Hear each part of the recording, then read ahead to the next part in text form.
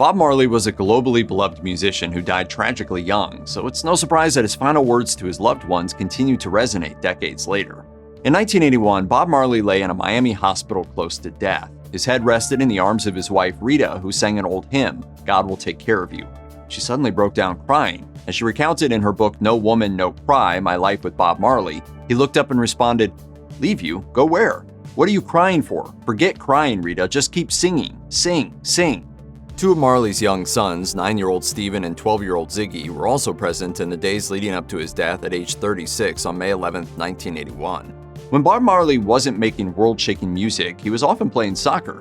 When a dark spot developed under one of his toenails on his right foot, he believed that it was related to an injury that he sustained while playing the game, but it wasn't. Doctors diagnosed it as a rare form of skin cancer called acrolentiginous melanoma. He refused to have his toe amputated for religious reasons, instead opting for less aggressive measures, but they failed to prevent the cancer from spreading. While on the American leg of his 1980 World Tour, Marley passed out while jogging in Manhattan's Central Park on the heels of 2 performances at Madison Square Garden. Doctors at Sloan Kettering Hospital in New York gave him only a few months to live. The cancer had spread throughout his body, including his brain. Marley's cancer treatment journey took him from Manhattan to Bavaria, Germany, and Miami, Florida. After playing his final show in Pittsburgh on September 23, 1980, 2 days after learning the cancer had spread, he flew to a specialized clinic in Germany. Dr. Josef Issels treated Marley using unorthodox methods that were not embraced by leading European experts. That's actually putting it lightly, as Issels had been charged with fraud and manslaughter for allegedly fraudulent cancer cures. American doctors believed that Marley would be dead by December, although he managed to survive another 8 months. As he revealed in an interview with Associated Newspapers, "Like so many other patients who come here, I was given up by the doctors to die. Now I know I can live. I have proved it." Eventually, though, Marley's body stopped responding to the treatment and he decided to return to Jamaica to die.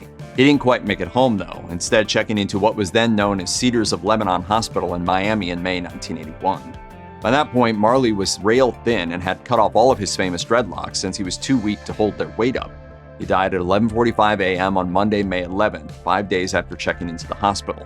At the moment of his death, his sons Ziggy and Stephen weren't with their father. As Ziggy recalled, "The day he passed away, we were at our grandmother's house, and she didn't even have to say anything because I kind of knew." It is a great human story and a story that we all can adore. Afterwards, Stephen told his mother, "Mommy, you remember what Daddy says, no woman, no cry, so come, let's go to Jamaica." Before Marley passed, his last words to Stephen were, "Money can't buy life."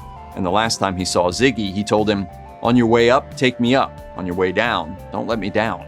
Those final words really stuck with Ziggy, who would eventually go on to become a renowned musician in his own right. Ziggy recalled, "A father telling his son that puts some responsibility on my shoulders. He told me that, and I take it very seriously."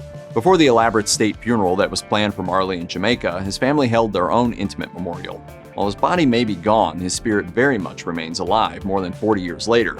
As Rita Marley told WBUR in 2004, "He didn't die, he went to rest. When you die, you're forgotten. Bob has not been forgotten, so he lives on."